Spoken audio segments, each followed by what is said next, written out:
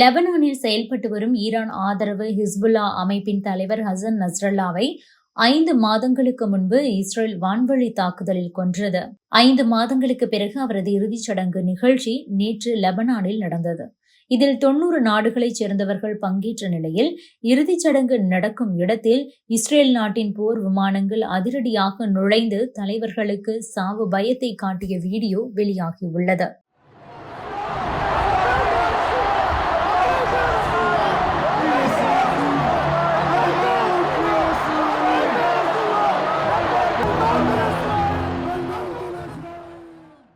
பாலஸ்தீனத்தின் காசா மீது இஸ்ரேல் போர் தொடுத்தது. இந்த போருக்கு ஈரான் கடும் எதிர்ப்பு தெரிவித்தது.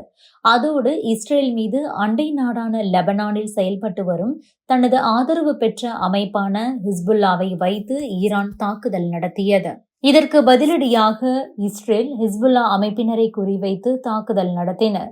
வான்வழி தாக்குதல் பேஜர்ஸ் அட்டாக் மூலம் ஹிஸ்புல்லா அமைப்பினரை பதற வைத்தது. இந்த தாக்குதலின் ஒரு பகுதியாக ஹிஸ்புல்லா அமைப்பின் தலைவர் ஹசன் நஸ்ரல்லாவை இஸ்ரேல் தீர்த்து கட்டியது. லெபனான் தலைநகர் பெய்ரூட்டில் ரகசிய இடத்தில் ஹசன் நஸ்ரல்லா தங்கியிருந்தார். அவர் தங்கியிருந்த கட்டடத்தை அறிந்து கொண்ட இஸ்ரேல் வான்வழி தாக்குதல் நடத்தியது. இதில் ஹசன் நஸ்ரல்லா இறந்தார். இந்த சம்பவம் கடந்த ஆண்டு செப்டம்பர் மாதம் 27ஆம் தேதி நடந்தது. இந்த தாக்குதலால் ஹிஸ்புல்லா அமைப்பு பலமிழந்தது. தலைவர் இன்றி செயல்பட தொடங்கியது. இது இஸ்ரேலுக்கு நிம்மதியை கொடுத்தது.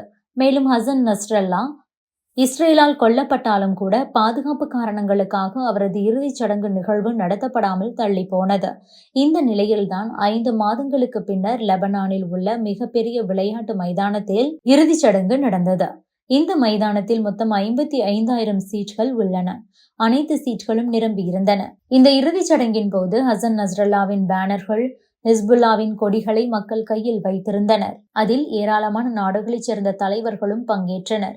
ஈரான் வெளியுறவுத்துறை அமைச்சர் அப்பாஸ் அரக்சி, ஈராக் நாட்டின் பிரதிநிதிகள், ஹமாஸ், ஹிஸ்புல்லா, ஏமனின் ஹவுதி அமைப்பின் கமாண்டர்கள் உள்பட பலரும் பங்கேற்றிருந்தனர்.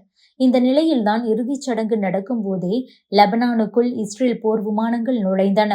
இஸ்ரேலின் F-16 ரக 4 போர் விமானங்கள் அதிரடியாக பெய்ரூட்டில் நுழைந்து மின்னல் வேகத்தில் பறந்தன. ஹசன் நஸ்ரல்லாவுக்கு அஞ்சலி செலுத்த திரண்டிருந்த மக்கள் இந்த போர் விமானங்களை பார்த்து சிதறி ஓடினர். இதன் மூலம் இஸ்ரேல் முக்கிய மெசேஜை ஈரான் மற்றும் அதன் ஆதரவு அமைப்புகளுக்கு அனுப்பியுள்ளது. இஸ்ரேல் நினைத்தால் எந்த நாட்டில் நுழைந்து வேண்டுமானாலும் தாக்குதல் நடத்தும். இதனால் எங்களிடம் மோதுவதை விட்டுவிட்டு வாளை சுருட்டிக் கொண்டு அமைதியாக இருங்கள் என்ற ஒரு மெசேஜை தான் பாஸ் செய்துள்ளது. இருப்பினும் நேற்றைய தினம் இஸ்ரேலின் 4 போர் விமானங்கள் குண்டு எதையும் வீசவில்லை. மாறாக எத்தனை நாட்டு தலைவர்கள் இணைந்தாலும் கூட எங்களை ஒன்றும் செய்ய முடியாது என்ற ஒரு மெசேஜை அனுப்புவதற்காக மட்டுமே ஈரான் மற்றும் ஹிஸ்புல்லா அமைப்புக்கு இஸ்ரேல் மெசேஜ் அனுப்பியிருக்கிறது. முன்னதாக ஹசன் நஸ்ரல்லாவை குறித்து இஸ்ரேல் பாதுகாப்புத்துறை அமைச்சகம் தங்களது எக்ஸ் வலைதள பக்கத்தில் பதிவு ஒன்றை செய்திருந்தது. அதில் ஹசன் நஸ்ரல்லாவின் இறுதிச் சடங்கு நடக்கிறது, உலகம் நல்ல நிலையில் உள்ளது என குறிப்பிட்டிருந்தார்கள்.